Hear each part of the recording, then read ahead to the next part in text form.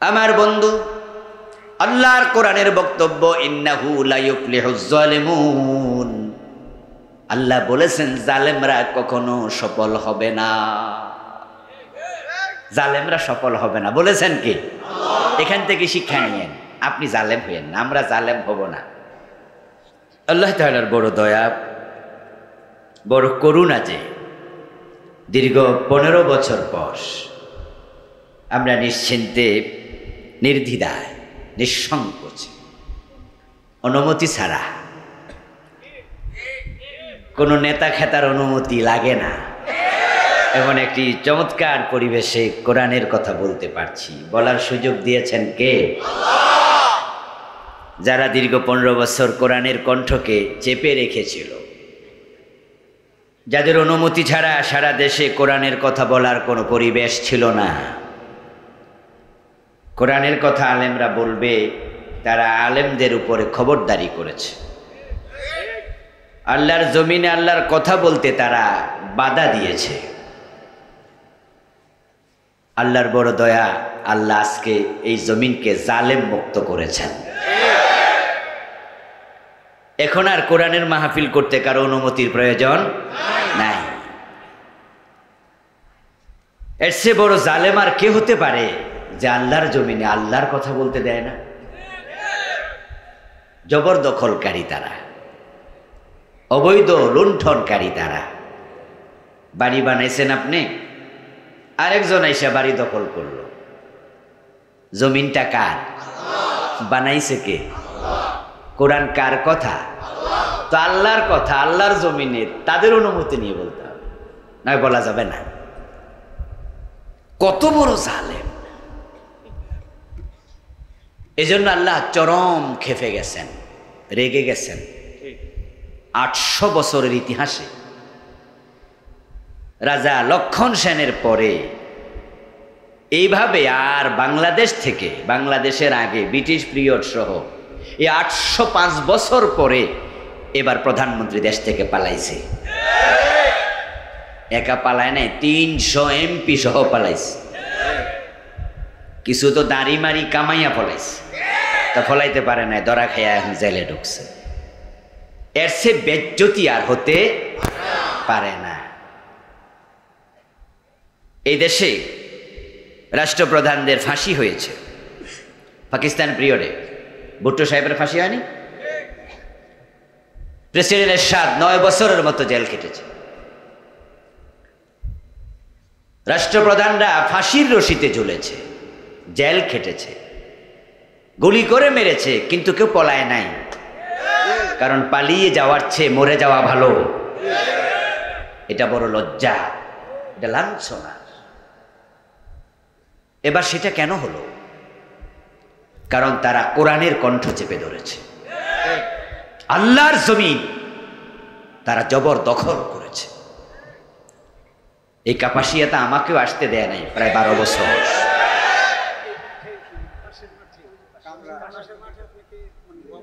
পাশের মাঠেই, আমার তো আর মনে থাকে না, এলাকা তো আর সব চিনি না। আসছিলাম মনে হয়, ওয়াজ করতে দেয়নি, ফিরে যেতে হয়েছে। এভাবে আমি একা নই, ওয়াজ চলাকালে বক্তার সামনে থেকে মাইক কেড়ে নিয়ে গেছে, এমন ঘটনা ঘটেছে। মুনাজাতটা পর্যন্ত করতে দেয়নি। আমাদের প্রিয় ভাই মাওলানা রফিকুল ইসলাম মাদানী, ওই যে একটু ছোট করে, ওই ভাই বলছিলেন যে আমি দোয়াটা করি না, দোয়া পর্যন্ত করতে দেয় নাই। আল্লাহর জমি, আল্লাহর কথা বলতে দিবি না, আল্লাহ রেগে গেছে। যার কারণে তাদের মতো বেজ্জতির সাথে 800 বছরে কেউ পালায় নাই। ওদের যারা দোসর আছেন, সাপোর্টার আছেন, আপনারাও তওবা করেন, না হয় আপনাদেরও একই দশা হবে। কারণ এবারের ঘটনা কিন্তু আমরা ঘটাই নাই, ঘটাইছে কে? আল্লাহ। এটা বুঝতে হবে আপনাদের। ইন্না বাতশা রাব্বিকা লাশাদীদ, নিশ্চয় তোমার রবের ধরা বড় শক্ত। অগাস্টের 4 তারিখও কেউ টের পায় নাই। এভাবে রাষ্ট্রপ্রধান, সেনা আপনার পালাতে হবে, সেনা সরকার প্রধান পালাতে হবে। 4 তারিখও যদি টের পাইতো, 300 এমপি এক রাইতে পলাই যেত। আর আপনারাই বলুন তো, যাদের সামান্য বিবেক আছে, বোধ আছে, যেই লোকটা দাড়ি কামাইয়া পলাইতে লাগছিল, একা একটা হেলিকপ্টার নিয়ে পলানোর টাকা কি তার ছিল না? যদি 4 তারিখও টের পাইতো, ওই বেটা পরে আর 6 তারিখে দাড়ি কামাইতো না, 7 তারিখে বেটা আগেই রেডিমেডি রাখে হেলিকপ্টার করে চলে যেত, কিন্তু টেরই পায় নাই। আমরা ভাবিও নাই।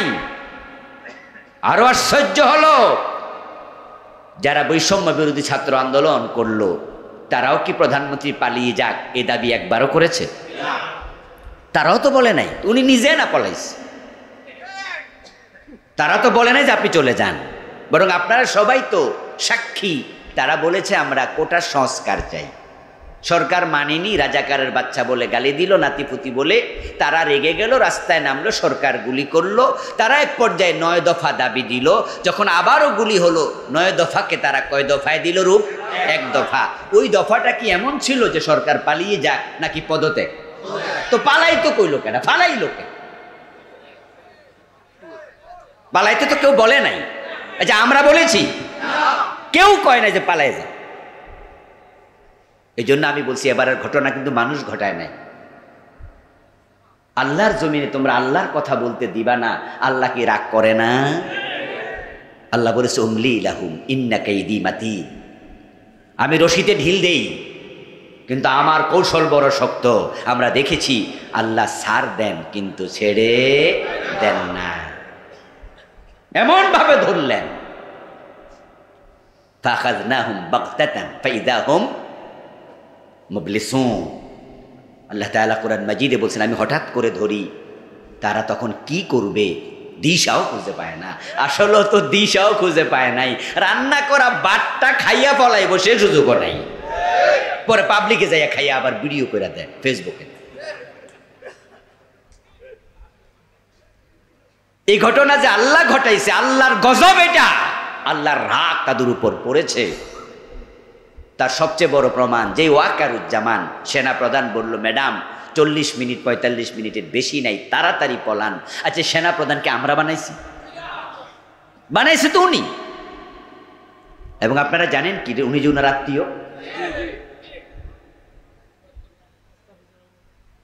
আত্মীয়, উনার সেনা প্রধান বলছে, ম্যাডাম তাড়াতাড়ি পলান। আমার বন্ধু, আল্লাহর কোরআনের বক্তব্য, ইন্নাহু লা ইউফলিহুজ জালিমুন। আল্লাহ বলেছেন জালেমরা কখনো সফল হবে না। জালেমরা সফল হবে না বলেছেন কি? এখান থেকে শিক্ষা নিয়েন, আপনি জালেম হইয়েন না, আমরা জালেম হব না।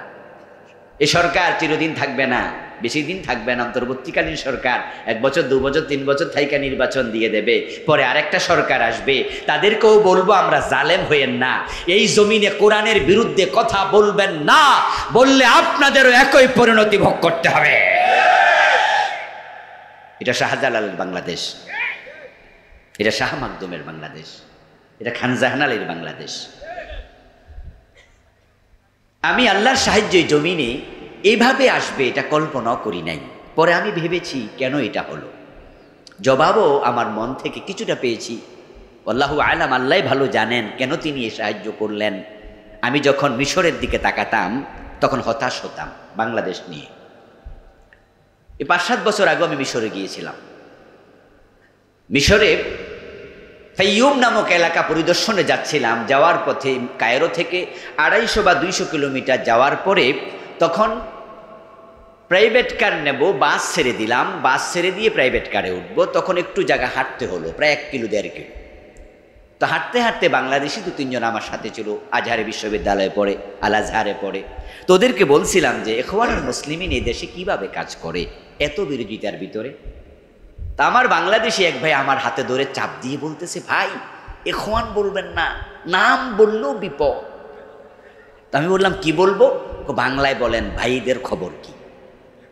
ইখওয়ান শব্দের অর্থ কি? ভাই। আমারে বলছে বাংলায় কই না, আরবি কইলে বুঝা লাগবে। তা আমি কইলাম আমি তো পুরা বাংলায় কইতেছি, কই যে মাঝখানে আরবি এটা বুঝা লাগবে। ওটুকু বুঝলেও ধরে ফেলতে পারে।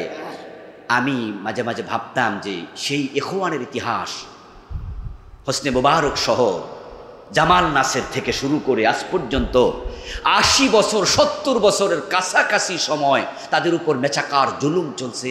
আরে বাংলাদেশের জানি কি হয়, সেদিকে তাকালে তো ভয় হয়। আল্লাহ সাহায্য তো মিশরে আসছে না। তারপরে ফিলিস্তিনের দিকে যখন তাকাই, ইসরায়েলের জালেমরা দ্বিতীয় বিশ্বযুদ্ধের পর থেকে আজ পর্যন্ত ফিলিস্তিনকে শ্মশান বানিয়ে ফেলছে, সাহায্য আসছে না। আরে বাংলাদেশের জানি কি হয়, আমাদের জানি কত রক্ত দিতে হয়, আরো কত পরীক্ষা দিতে হয়। ভাবিও না এইভাবে সাহায্য আসবে। পরক্ষণে মনে হলো কারণ আছে। কারণটা কি, যা আমার বিবেক বলছে সেটা হচ্ছে ফিলিস্তিনের চারপাশে মুসলিম রাষ্ট্র আছে না নাই? মিশরের চারপাশে মুসলিম রাষ্ট্র আছে না নাই? না, আমাদের চারপাশে কি?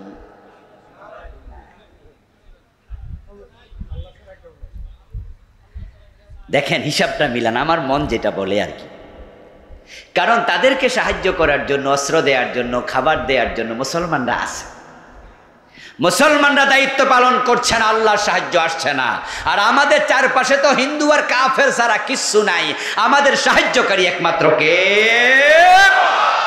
আল্লাহ। আমাদের উস্তাদ কামিল ক্লাসে মজা করে বলছিলেন যে বাংলাদেশ ভূ রাজনৈতিকভাবে এমন জায়গায় অবস্থিত যে চারদিকেই ভারত, তিন দিকে ভারত, একদিকে ইন্ডিয়া।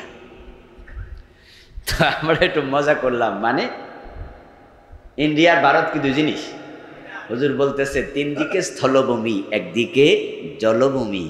ভারত বঙ্গোপসাগর পার হইলে ভারত মহাসাগর, ওটাও কি ভারত না?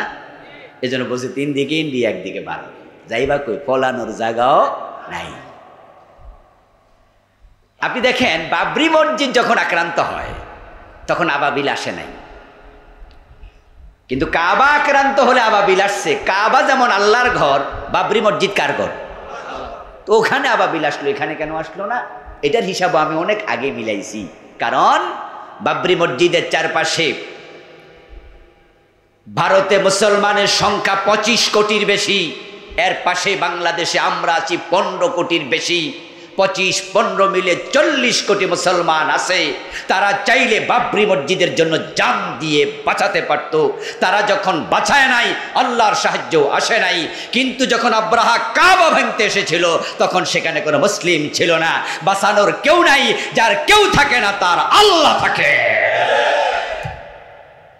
এজন্য আল্লাহ বাবিল পাঠিয়ে দিয়েছে। তো বাংলাদেশের চারদিকে যখন কোনো সাহায্যকারী মুসলিম দেশ নাই, তাই এই দেশের যখন তারা ইসলামের কণ্ঠ চেপে ধরেছে, আল্লাহ বলে না, আমার ইসলামকে আমি নিপতে ইউরিদুনা লিয়ুতফিউ নূরাল্লাহি বিআফওয়াহিহিম ওয়াল্লাহু মুতিম্মু নূরিহি। আমার প্রিয় ভাইয়েরা, আল্লাহর দয়া যে আল্লাহ তাআলা আমাদের বাংলাদেশটাকে জালেম মুক্ত করেছেন। আমরা এখন আর মাহফিলের জন্য কোথাও যাওয়া লাগে না। এই মাহফিলটা যদি গত বছরে আয়োজন হতো, প্রিন্সিপাল সাহেবের জুতার তলা ক্ষয় হয়ে যেত। ইউনুর কাছে যাও, ওসির কাছে যাও, নেতা খেতার কাছে যাও, তারপরে আবার বক্তা কেডা বাইনুকুলার দিয়ে দেখতো। আমার নাম থাকলে তো খবরই আছে। আজিব আজিব আজিব। তারপরে আবার অনুমতি পেলে 1 ডজন শর্ত, এটা করা যাবে না, ওটা করা যাবে না, এটা করা যাবে না। শেষ দিকে হতো তাদের নেতারে সভাপতি বানাইতে হবে, তাদেরই প্রধান অতিথি বানাতে হবে। এমন কিছু জাহেলে মোরাক্কাবকে সভাপতি বানানো লেগেছে, যার পেটে বোমা মারলে বিশুদ্ধ সূরা ফাতিহা তেলাওয়াত হবে না। আমরা বাধ্য ছিলাম, কিছুই করার ছিল না। আমরা হতাশ হয়ে গিয়েছিলাম। আল্লাহর গজবকে ভয় করো। 5ই মে শাপলা চত্বরে আলেমদের উপরে কি বর্বরতাটা চালালো, গুলি করলো। আবার একজন তো সাক্ষাৎকার দিয়ে টেলিভিশনে বলছেই, এক রাতে সাফ করে দিছে। ভিডিওগুলো এখনো আছে, ইউটিউবে পাবেন। সকালবেলায় কিছু আলেম যারা পলায়া টলায়া আসিল রাতে বিভিন্ন বিল্ডিংয়ের চিপা চাপা, সকালবেলা যখন যাচ্ছে তখন লাইন ধরে সবগুলার কানে ধরাইছে। ও দোস্ত, যে আলেমদেরকে রাসূলুল্লাহ সাল্লাল্লাহু আলাইহি সাল্লাম বলেছেন আলেমরা আমার ওয়ারিস, নবীর ওয়ারিস, ওদের কানে ধরাইছো, লাইন ধরে বেজ্জতি করছে। এবং সে আলেমদের মাঝে তালিবুল ইলম ছিল, মাদ্রাসার ছাত্র ছিল। আমার রাসূল বলেছেন, ইন্নাল মালাইকাতা লাতাদাউ আজনিহাতাহা রিদান লিতালিবিল ইলমি। যারা তালিবুল ইলম, কোরআনের পাঠক, তাদের পায়ের নিচে ফেরেশতারা পাখা বিছায়া সম্মান দেয়। আর তাদেরকে তোমরা অপমান করছো, তাই আল্লাহ এবার জনমের মতো অপমান করে দিছে। এখনো তওবা করেন, তওবা করেন, তওবা করেন। ওদের সাথে সব সম্পর্ক বিচ্ছিন্ন করেন। না হয় লূত আলাইহিস সালামের জাতিকে আল্লাহ যখন উল্টাইয়া দিছে, সবাই রেহাই পাইছে, লূত নবীর বউ রেহাই পায় নাই। সব মোমেন বাইসা গেছে, লূত নবীর বউটা ধরা খাইছে, কারণ সে নবীর কথা শুনতো না, আর ওই পাপাচারীদের সহযোগিতা করত, সম্পর্ক রাখত। এই জন্য আল্লাহ বলছে বউ নেওয়া যাবে না, কানাত মিনাল গাবিরিন, সে পিছনে থাকুক। ওরে সহ উল্টাই দিস। এই জন্য ওদের সাথে সব সম্পর্ক বিচ্ছিন্ন করুন, না হয় ধরা খাইয়া যাবেন। আল্লাহ হেরারে ধরছে একরকম, আপনারা ধরবে আরেক। যে আল্লাহ আমাদেরকে দীর্ঘ 15 বছর পরে চমৎকার পরিবেশ দিলেন, কোরআনের কথা আমরা এখন অবাধে বলতে পারি। আজকের এই চমৎকার 3 দিন ব্যাপী মাহফিলের আয়োজন করা গেল। কোরআনের কথা বলার মতো, শোনার মতো আমাদেরকে হৃদয়ে দিলেন, মন দিলেন, পরিবেশ দিলেন। আমরা তাকে কৃতজ্ঞতা জানাতে চাই, শুকরিয়া জানাতে চাই।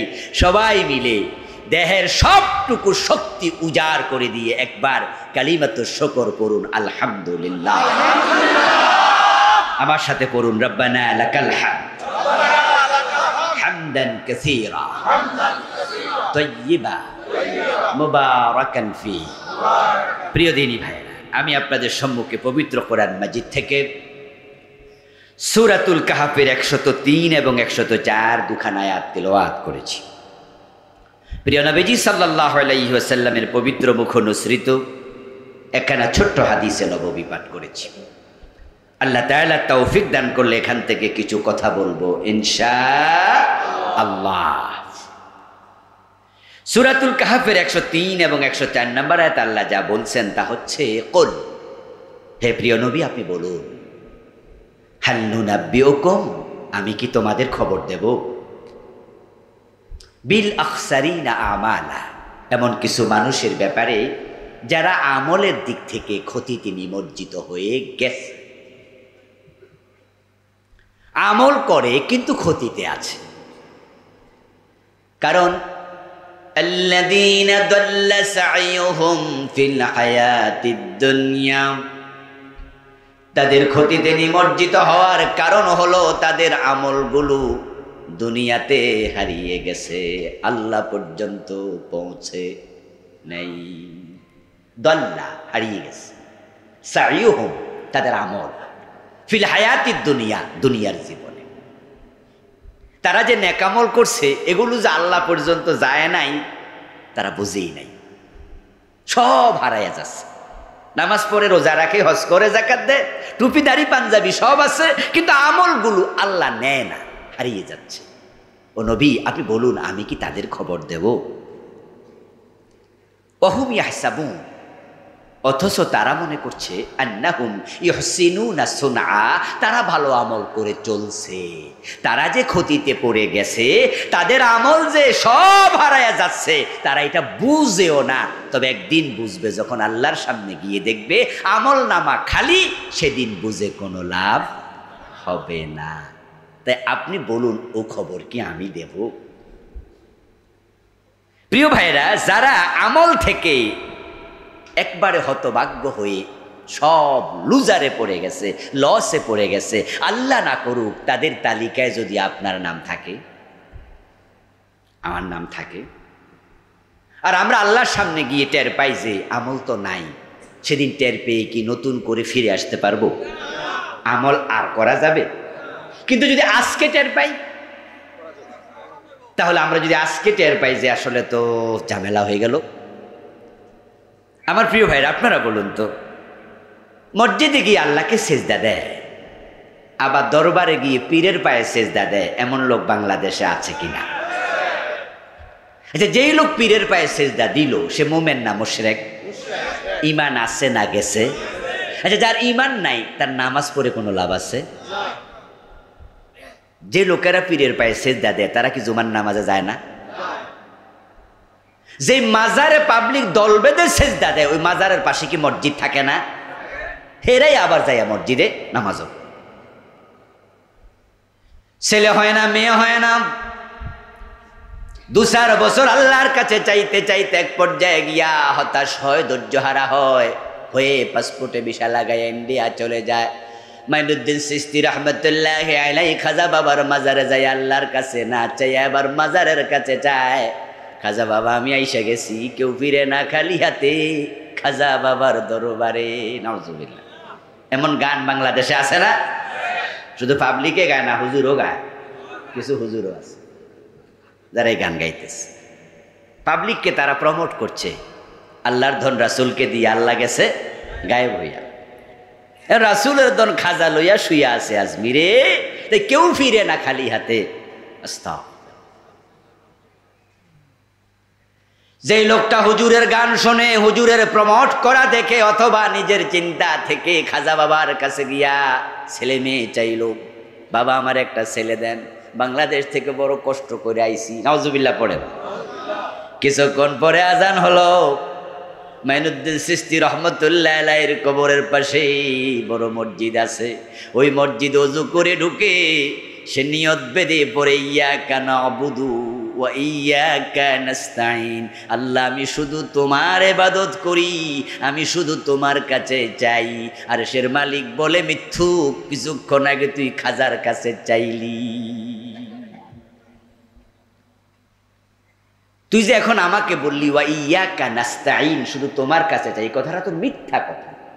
কারণ এই তো 5 মিনিট 10 মিনিট আগে তুই বলছ খাজা বাবা বাংলাদেশ থেকে আইছে একটা ছেলে দেন, এই মিথ্যা কথা বলস কেন? হারাম খাওয়ার পরে সুদের টাকা দিয়া জামা কিনাম, গোশের টাকা দিয়া আপেল আঙ্গুর কিনে খাইয়া পেটে লইয়া হারাম, জামায় লইয়া হারাম, নামাজে দাঁড়াইয়া নামাজ পড়ছে, পকেটে সুদের টাকা। আর ওই লোক ইয়াকা না'বুদু, আল্লাহ কত বড় বাটফার। বিভিন্ন অফিসে যায়, সকাল থেকে যে সিগনেচার করে আর 500-1000 টাকা পকেটে ঢুকায়, আজান যখন হয় তখন এই সব কিন্তু পকেটে অনেকের থাকে, সব তো আর ডয়ারে রাখা যায় না, আর সবাই ডয়ারও তো থাকে না, পকেটে লইয়াই হে নামাজে খাড়াইয়া কয় ইয়াকা না'বুদু, আল্লাহ আমি শুধু তোমার গোলাম। আল্লাহকে আমার গোলাম হইলে পকেটে এগুলো কি?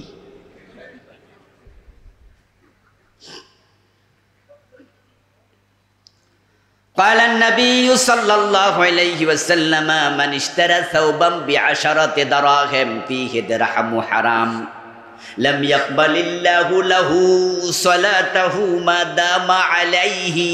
প্রিয় নবীজি বলছেন 1000 টাকা দিয়া 100 টাকা দিয়ে একটা কাপড় কিনলা, ওই কাপড়ে যদি 1 টাকা হারাম ঢুকে যায়, ওই কাপড় পরে যতই নামাজ পড়ো আল্লাহ 1 রাকাতও কবুল করবেন না। এখন সুদ করো নামাজ পড়ে, গোশ করো নামাজ পড়ে, এই নামাজ আল্লাহ পর্যন্ত যাবে তো?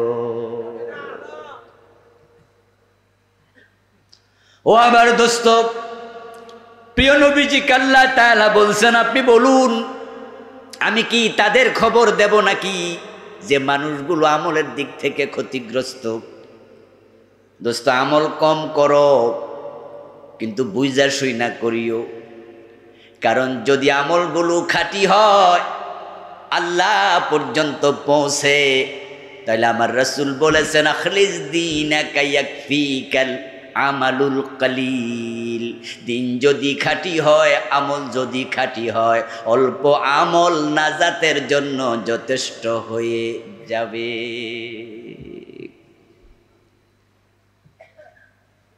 জাল টাকা পকেট ভর্তি, আসল টাকা একটা আছে, 1000 টাকার নোট, 500 টাকার নোট, জাল টাকা এতগুলা। হ্যাঁ, দোকানে কোনটি কামে লাগবে? জালটা লইয়া গেলে উল্টা জেলে যাওয়া, ধরা খাইলে আর জামিন। কোন কোন মানুষগুলো ব্যর্থ হবে একটু আলোচনা করছি। 5 দল মানুষ, তারা হবে আখেরাতে ব্যর্থ। আল্লাহর সামনে গিয়ে দেখবে আমল নামা এরকম খালি, কিচ্ছু নাই। ওই 5 দলের সংক্ষিপ্ত আলোচনা করে আমি আজকে শেষ করব। আপনারা নিজের নামটা সেখানে খুঁজবেন। আল্লাহ না করুক যদি পেয়ে যান, আজকে তাওবা করে বাড়ি যাবেন, কারণ তাওবা করার পরে আল্লাহ সব মাফ করে দেয়, শিরিক সহ মাফ হয়ে যায়, শিরিক সহ মাফ হয়ে যায়। শুধু পরের হক মাফ হয় না, যাদের পরের হক আছে তারা সিদ্ধান্ত নেবেন আমি এটাও কালকে দিয়ে দেব। বোনের জমি দখল করে বসে আছে, মা বাপ মরছে 7 বছর 5 বছর আগে, বোনের জমি দেয় না, এমন জালেম 2-4 জন ভাই আজকের মাহফিলও থাকতে আছে না? আছে না? হাজার হাজার মানুষ তো 2-4 জন এমন আছে। ও দোস্ত, তুমি ওয়ারিসের মেরাজ কেটেছ, আল্লাহ কবে তোমার জান্নাতের মেরাজ কাটটা নিয়ে গেছে তুমি জানোই না। قال رسول الله صلى الله عليه وسلم من قطع ميراث وارثه قطع الله ميراثه من الجنة। আমার রাসূল বলছেন যে ওয়ারিসের মিরাস কাটে, আমার আল্লাহ তার জান্নাত কেটে নিয়ে যায়। তাওবা করবেন, তাওবা। আজকে সিদ্ধান্ত নিয়ে বাড়ি যাবেন যে আমি মানুষের জমি আর রাখবো না। ফিরাই দেন, ফিরাই দেন। জাল দলিল করে বসে আছে, জাল দলিল। পরের জমি বা লাইল বাঁকা করে লাইছে, সোজা ছিল আর কি বাঁকা। ভিডিও দেখলাম কয়দিন আগে, একজন ভিডিও দিছে, দুষ্টামি হইতে পারে আল্লাহ জানে, তবে বুড়া মানুষ দুষ্টামি মনে হয় নাই, যে মাথায় টুপি আছে গোসলিংড়ি দিয়া লাইল কেটে লাইতেছে, আবার কাটার সময় লাই লাইল্লাহ কইয়া কোপ মারতেছে। ফজরের নামাজ ফইরা কোদাল লইয়া গেছে তো, এই জন্য জিকিরের তাল দেয় অন্য রইয়া গেছে। খেতের আইল বাঁকা কইরা জমি বড় করে এমন কিছু লোক আছে, আছে না? প্রিয় নবীজি সাল্লাল্লাহু আলাইহি ওয়াসাল্লাম বলেছেন, যে ব্যক্তি কারো 1 বিঘত জমিন জুলুম করে দখল করবে, সাইয়ুতাওয়াকুহু ইয়াউমাল কিয়ামাতি মিন 7 আরদিন, আল্লাহ এটাকে 7 গুণ বড় বানায়া কিয়ামতের দিন গলায় ঝুলাইয়া দেবে। এজন্য যারা মানুষের জমি টমি দখল করছেন তারা প্রতিদিন দুধ খাইবেন আধা কেজি 1 কেজি করে, বল করবেন যেন জমিটা টানতে পারেন। কারণ জমিন যদি 7 গুণ বড় হয়, এটা কি সাইডে বড় হবে, নিচে বড় হইব না? ওই দিকেও তো 7 গুণ যাবে, তো কই যাইয়া পুষবো? বাইবেন মাটি কত মন, তো বল না হইলে টানবেন কেমনে? যে জমিটা মানুষের দখল করে গেছেন, এটা ভোগ করবে কে? পোলামাইয়া, অন্যরা। আর গলায় ঝুলাইব কার? কার? তুমি ব্যাককল, তুমি বেকুব, তুমি বেকুব, আরেকজনের জন্য তুমি ধরা খাইছো। আমার প্রিয় ভাইরা, এই জন্য আমল করুন, আমল করুন, সতর্কতার সাথে করুন। মাছ কম পাইলেও চলবে, জালটা ছিঁড়ামিরা, তবে ডুলাটা যেন বাঙ্গা না হয়, সাবধান থাকেন, না হয় যা মাছ পাইছেন ডুলাতে ভিজাবেন, ডুলা টান দিলে দেখবেন একটাও নেই। এজন্য যে সমস্ত জেলেরা মাছ ধরে, মাছ ধইরা ডুলার মাঝে রাখে যেন জীবিত থাকে, একটু তাজা মাছ দাম বেশি, তারা কিন্তু এই ডুলা গলা পর্যন্ত ভিজায় রাখে, তারপরে মাছ পাইলে সারা রাত ধইরা ধইরা রাখে। কিন্তু যদি তলা না থাকে ডুলার, তাহলে সকালবেলা টান দিয়ে দেখলো পুরা রাত ধরছে, কিন্তু একটাও নাই। অনেক আল্লাহর বান্দা কপালে কালো দাগ থাকবে, আল্লাহর কাছে গিয়ে দেখবে 1 রাকাত নামাজের সওয়াবও। সাবধান। যে 5টা অপরাধে মানুষ ব্যর্থ হবে, ওই অপরাধীগুলো আল্লাহর সামনে হাজির হইয়া আল্লাহর সাথে আবার ঝগড়া লেগে যায়। আল্লাহর সামনে যাওয়ার পর আল্লাহ যখন আমল নামা হাতে দেবেন, সে দেখবে খালি, সে আল্লাহকে বলবে, আল্লাহ আমি তো নামাজ পড়ছি, নামাজের সওয়াব কই? যাকাত দিছি, হুজুররা তো ওয়াজ করছে 1 টাকা দান করলে সওয়াব হয় কয় টাকার? কি ভাই শোনেন নাই ওয়াজ কোনোদিন? কয় টাকা? আল্লাহ 10 দূরের কথা, 1ও যে নাই। মান জাআ বিল হাসানাতি ফালাহু আশরু আমসালিহা।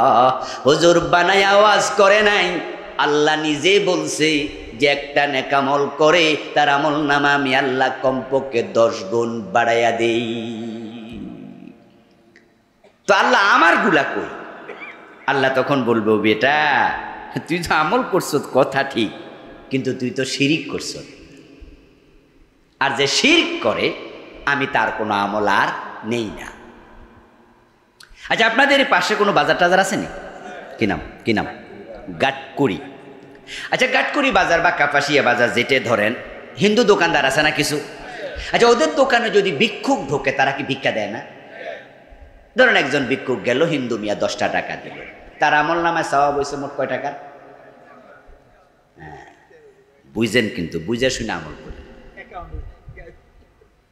হিন্দু মিয়া তার 10 টাকা দিল, কথা ছিল 1 টাকা 10 টাকা, 10 টাকায় 100 টাকা। আল্লাহ তো বলছে যে একটা আমল করবে আমি কয় গুণ দেব? ফালাহু আশরু আমসালিহি, 10 গুণ। আল্লাহ তো মিথ্যা বলে না, আল্লাহর কথা চূড়ান্ত সত্য। কিন্তু হিন্দু মিয়া তো 10 টাকা দিল, তার আমল নামায় তো 1 টাকায় ঢুকলো না, কোনো সওয়াবই তো নাই হিন্দু মিয়া। কারণ সে মুমিন না মুশরিক? যে শিরিক করে তার আমল নামায় কোনো সওয়াব যোগ হবে না, কারণ শিরিক করলে ঈমানই তো থাকে না। যার ঈমান নাই তার আমলের কোনো দামও নাই। মাদার তেরেসার নাম শুনেছেন? কর্মজীবনে খুবই ভালো মহিলা ছিলেন, বিয়েটাও করেন নাই, বাড়ি ছিল ইউরোপে, থাকতেন তিনি ইন্ডিয়াতে, ভারতে। শত শত ইয়াতিমখানা বানাইছে পুরা জীবনে, হাজার হাজার ইয়াতিম পালছে। ইয়াতিম লালন পালন করা যে কত বড় ইবাদত! প্রিয় নবীজি বলেছেন, যদি ইয়াতিমের মাথায় হাত বুলাইয়া নেয়, যতগুলো চুল যাবে বিকুল্লি শাওরাতিন হাসানাতুন, একটা চুলের বিনিময়ে আল্লাহ অগণিত নেক লিখে দিতে থাকে। শুধু হাত বুলাইলে চলে, হাত বুলাইবেন, এতিম পাইলে হাত বুলাবেন। মাদার তেরেসা শুধু হাত বুলায় নাই, মাদার তেরেসা শত শত ইয়াতিমখানা খুলে হাজার হাজার ইয়াতিম লালন পালন করেছে। আমার রাসূল বলছেন, আনা ওয়াকাফিলুল ইয়াতিমি কাহাতাইনি ফিল জান্নাহ, যে একজন ইয়াতিম লালন পালন করবে, আমি এবং ওই লোক পাশাপাশি জান্নাতে থাকব। তো মাদার তেরেসা জান্নাত পাইছে নাকি? কারণ মাদার তেরেসার কাজটা ভালো ছিল, কিন্তু তার ঈমান ছিল না। তিনি ছিলেন খ্রিস্টান নারী। খ্রিস্টানরা মুমিন না মুশরিক? ওয়াকালাতিন নাসারাল মাসীহ ইবনুল্লাহ, খ্রিস্টানদের আকীদা হলো ঈসা নবী আল্লাহর ছেলে। আল্লাহ ছেলে আছে? মেয়ে আছে? লাম ইয়ালিদ ওয়া লাম ইউলাদ, এটা হলো আমাদের আকীদা। তারা খ্রিস্টান না মুশরিক। এই জন্য মাদার তেরেসার নেক আমলগুলো বাতিল। আচ্ছা, এবার বলুন তো, হিন্দুরাই শুধু মুশরিক, মাদার তেরেসা খ্রিস্টান, তারাই মুশরিক। আমাদের মুসলমানদের সন্তানদের মাঝে মুশরিক আছে না নাই? আছে। আমার এখানে বসে আছেন অনেকে, ঠিক আজকের মাহফিলে বসে আছেন, আপনি মুশরিক, আপনি জানেনই না আপনি মুশরিক। মুশরিক কে? শিরিক করে যে শিরক করে সে মুশরিক। শিরক কি? আল্লাহর জন্য যাহা খাস নির্ধারিত, এটাকে ওটাতে অন্যকে শামিল করার নামই হলো শিরক। এটা যেই করবে সেই মুশরিক, যেই করবে। ভবিষ্যৎ জানার জন্য গণকের কাছে হাত দেখানোর জন্য যায়, ঠাকুরের কাছে যায়, বাবা লিটন দেয়ানের কাছে যায়, টিয়া পাখির কাছে যায়, বান্দরের কাছে হাত দেখায়, পত্র পত্রিকায় কলাম লিখে, কুম্ভ রাশি, কর্কট রাশি, কন্যা রাশি, মেষ রাশি, তুলা রাশি, আগামী সপ্তাহ ভালো যাবে। তাই আপনি মুসলমানের সন্তান, ওই পত্রিকায় চোখ বুলাইলেন, আমি তো জানি আমার তুলা রাশি, আগামী সপ্তাহটা কেমন যাবে একটু পইরা দেখি। সাথে সাথে তুমি মুশরিক, কারণ আগামীকাল কি হবে, 1 সেকেন্ড পরে কি হবে, এই এলেম আছে শুধু কার? গায়েবের মালিক কে? তাহলে ওই পত্রিকাওয়ালা জানে কেমনে আগামী সপ্তাহ ভালো যাবে? তুমি এই কথা বিশ্বাস কেন করলা? তাই তোমার ঈমান শেষ।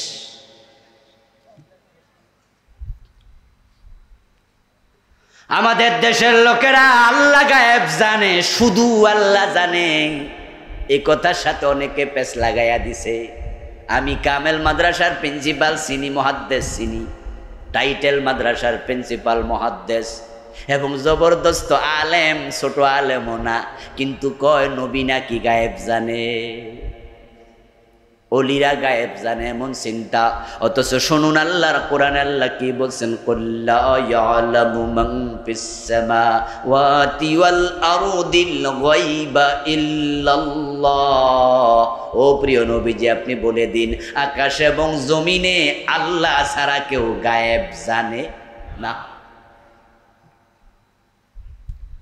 ও প্রিয় ভাই, আপনি খাজা বাবার কাছে সন্তান চাইলেন, আপনি মুশরিক। আপনি বললেন নবী রাসূল গায়েব জানে, সাহাবারা গায়েব জানে, অমুক পীর গায়েব জানে, আপনি শিরিককারী মুশরিক। মাদার তেরেসা ঈসা নবীকে আল্লাহর ছেলে বলল, মুশরিক। ওই হিন্দু মিয়া দুর্গা দেবীর দেবতা বলল, সে মুশরিক। যা আল্লাহর জন্য খাস, এটা অন্যকে দেয়া যাবে না। এবার বলুন তো, আইনের মালিক শুধু কে?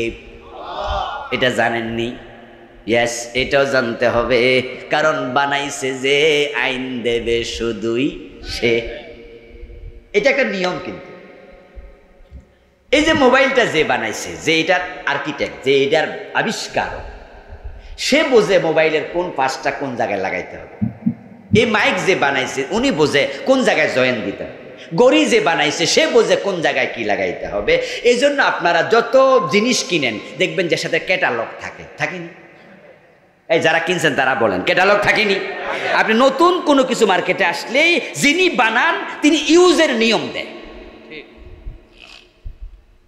আচ্ছা, এবার মাইক যে বানাইছে হেবেডা যে ক্যাটালগ দিছে, ইউজের নিয়ম দিছে যে কোন জায়গায় কোন তারটা ঢুকাইতে হইব। আপনি যদি এটা না মাইনা উল্টা পাল্টা ঢুকাই দেন, মাইক চলবে তো? ঝামেলা হয়ে যাবে। যিনি মালিক হবেন তিনি বিধান দেবেন। আপনি একটা ছোট্ট ফ্যাক্টরি খুললেন, 5 জন 10 জন 20 জন কর্মচারী নিয়োগ দিলেন। ওখানে আপনার কর্মচারীকে মাসে বেতন দেবেন কত, ছুটি দেবেন কয় তারিখে, কয় শিফটে আপনার প্রতিষ্ঠান চালাবেন। সেখানে দপ্তরি নিয়োগ হলে তার কি ক্যাটাগরি হবে, টিচার নিলে তার কি সারায়েত হবে, এগুলা কি আরেক বেড়া দিব না আপনি দিবেন? কারণ যে বানাইছে সেই তো দেয়। এবার আওয়াজ দিয়ে বলুন তো, জমিন বানাইছে কে? আমাদের বানাইছে কে? তাহলে আমাদের জন্য আইন দেবে কে? এই আইন যদি না মানো তুমি কাফের হয়ে যাবে। ওমাল্লাম ইয়াহকুম বিমা আনজালাল্লাহু ফাউলাইকা হুমুল কাফিরুন। এটা কিন্তু কোরআন শরীফের আয়াত, সাবধানে শুনেন। কিন্তু হাদিস কইলেও তো মাঝে মাঝে সন্দেহ টন্দেহ করে, আল্লাহ জানে জয়ীফ হাদিস কইছি নাকি। কিন্তু কোরআনে কি জয়ীফ আছে নাকি? আল্লাহ বলতেছে আমি নাজিল করেছি এই কিতাব, যারা এটার আলোকে হুকুম দেবে না, সমাজ চালাবে না, রাষ্ট্র চালাবে না, ফাউলাইকা হুমুল কাফিরুন, তারা মুমিনই না। তাহলে 53 বছর যারা বাংলাদেশ চালাইতেছে ব্রিটিশ আইনে, ধরা খাইয়া যাইব, ধরা খাইয়া যাবে, কঠিন ধরা। আল্লাহ কোরআনে আরেক আয়াতে বলছে, লাহুল খালকু ওয়াল আমর, সাবধান, সৃষ্টি যার, আইন চলবে শুধুই তার। কথা সহজ, সৃষ্টি কার? মাশাআল্লাহ। আবার বলেন কার? আইন চলবে কার? আল্লাহর চলছে না ব্রিটিশের চলছে? আল্লাহ বলছে হাত কাটো চোর ধরে, ব্রিটিশরা কয় না জেলে দাও, আমরা কাটটা মানতেছি। আজীব তো। আচ্ছা বলুন তো, আমরা কথা বুঝা শুনে একটু কইেন ভাইয়েরা, আমরা কি ব্রিটিশের গোলাম হতে চান আল্লাহর গোলাম? তো আল্লাহর গোলাম হলে ব্রিটিশের আইন মানছেন কেন? মজা মজা, কারণ আমাদের নেতারা বড় বুদ্ধিমান, তারা জানে আল্লাহর আইন চালু হলে অনেক নেতার হাত থাকবে না। এই বাংলাদেশে কোরআনের আইনের কথা বললে যে মানুষগুলো চেহারা কালো হয়ে যায়, যারা কোরআনের আইনের কথা বললে দোষ ধরে রাজাকার বলে গালি দিয়া দেয়, ওই মানুষগুলো জানে কোরআনের আইনের ভিতরে শান্তি আছে, কিন্তু তারা মানে না। এর কারণ তারা আয়নার সামনে দাঁড়াইলে চোর দেখতে পায়।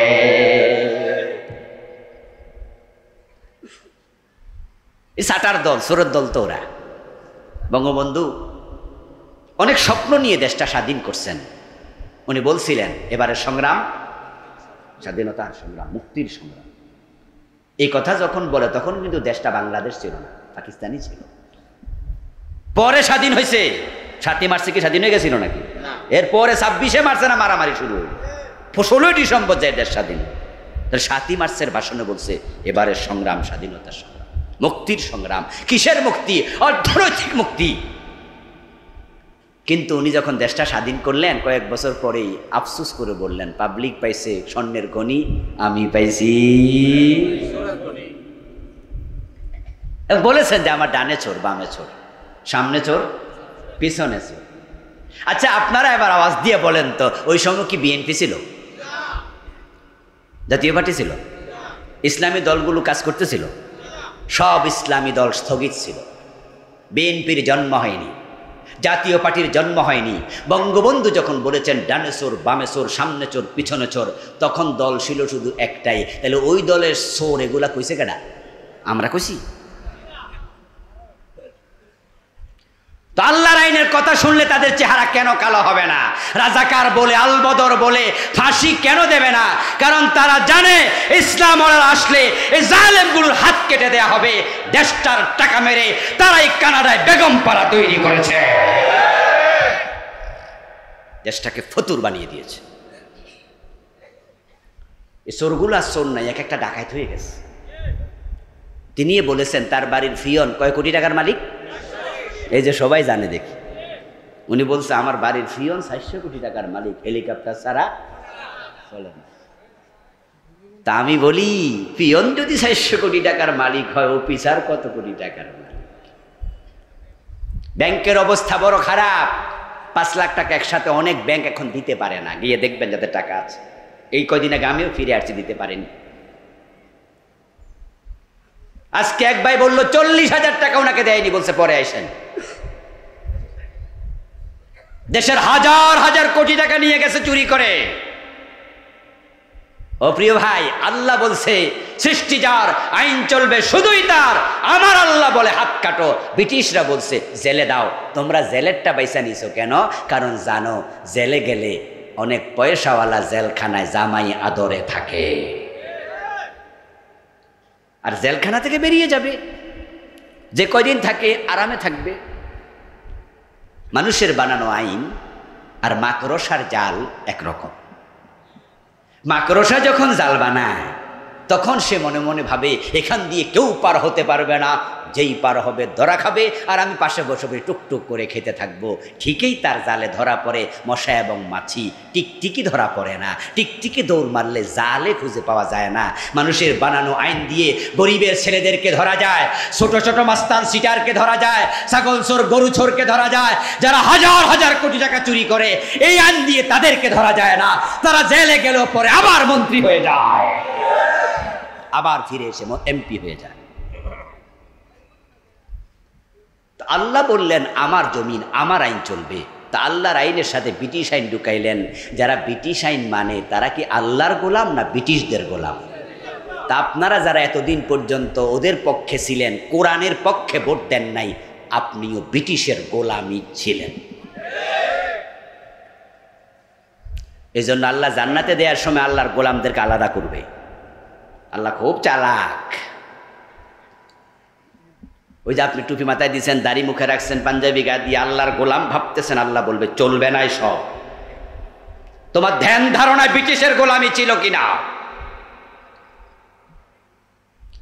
এজন্য জান্নাতে দেওয়ার আগে আল্লাহ তাআলা বলবেন ফাদখুলি ফি ইবাদি ওয়াদখুলি জান্নাতি। আসেনি আয়াত? বাংলা অর্থ কি? ফাদখুলি ফি ইবাদি, আমার গোলামের কাতারে আগে দাঁড়াও। ওয়াদখুলি জান্নাতি, এবার আমার জান্নাতে ঢোকো। জান্নাতে ঢোকার আগে আল্লাহর গোলামের কাতারে দাঁড়াতে হবে।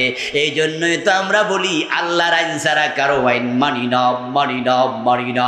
গত 15 বছরে আপনার কাপাসিয়া আসতে পারিনি, কিন্তু যেখানে গেছি ওখানে আল্লাহর আইনের কথাই বলেছি।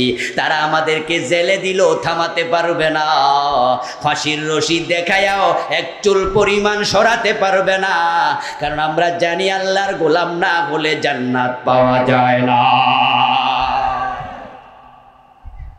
আর জান্নাত পেতে হলে আল্লাহর গোলামের কাতারে আসতেই হবে। শিরিক করলে ঈমান চলে যায়। 5টি বিষয় বলবো, সময় কম। আমার বন্ধু শিরিক নিয়ে আমি আলাদা বই লিখেছি। এই বইতে আমি 29টা শিরিক লিখছি। 4-5টা মাত্র বললাম, বাকিগুলো থাকলো। বাকি 4টার দিকে আবার যাব। শিরক নিয়ে আলাদা পড়বেন। একটা শিরিক অন্তরে থাকা অবস্থায় মরা যাবে না। আল্লাহ কোরআনে বলছেন শিরিক নিয়ে যে মরবে তার জন্য জান্নাত হারাম। ومن يشرك بالله فقد حرم الله عليه الجنة ومأواه النار وما للظالمين من أنصار। আল্লাহ তাআলা বলতেছেন যে শিরিক করবে অবশ্যই আল্লাহ তার জন্য জান্নাত হারাম করে দেবে।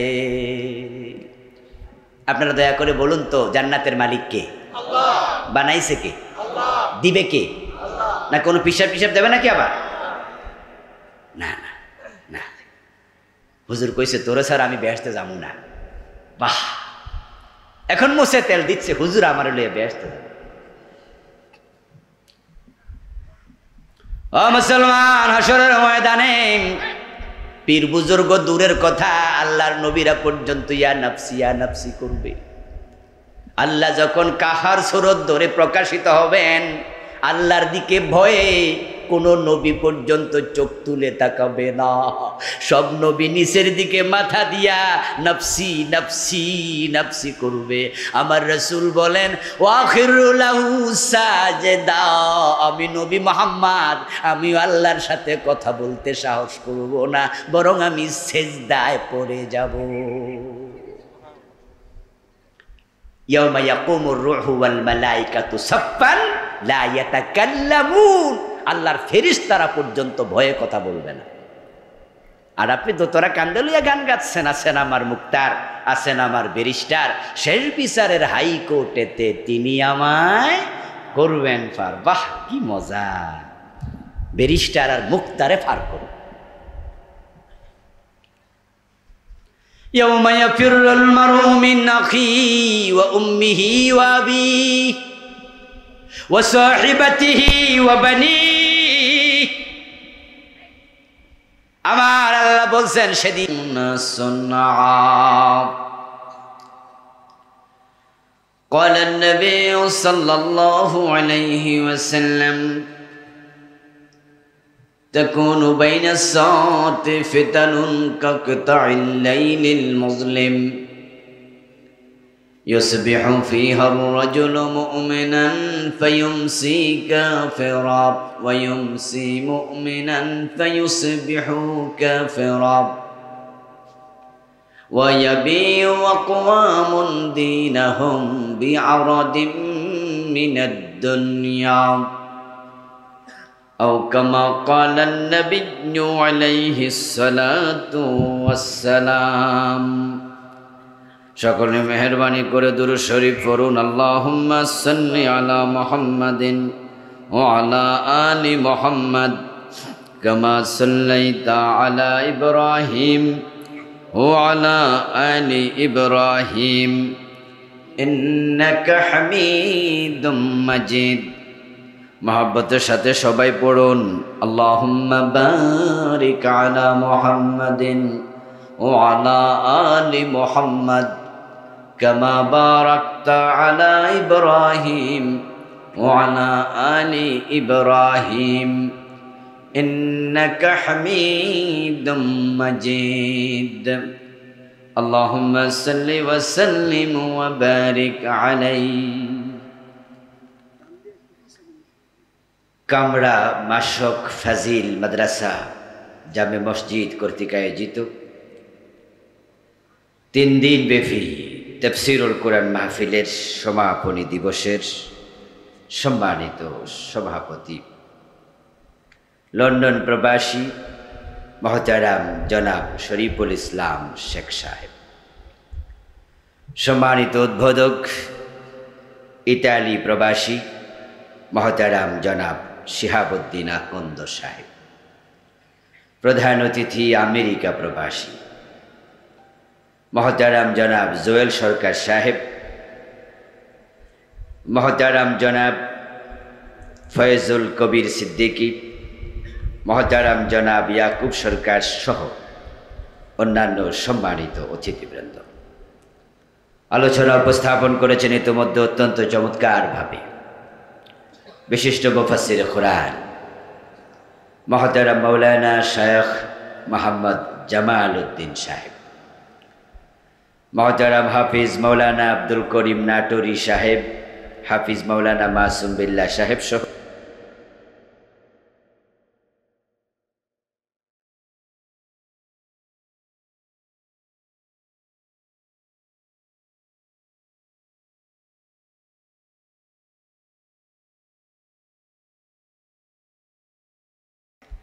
ভালো আছেন শুনে ভালো লাগলো। আমিও আলহামদুলিল্লাহ ভালো আছি। আল্লাহ তাআলা আমাদের সকলকে ভালো রাখুন, সুস্থ রাখুন। আল্লাহ যতদিন আমাদের বাঁচিয়ে রাখবেন সুস্থতার সাথে, ঈমানের সাথে। স্বামী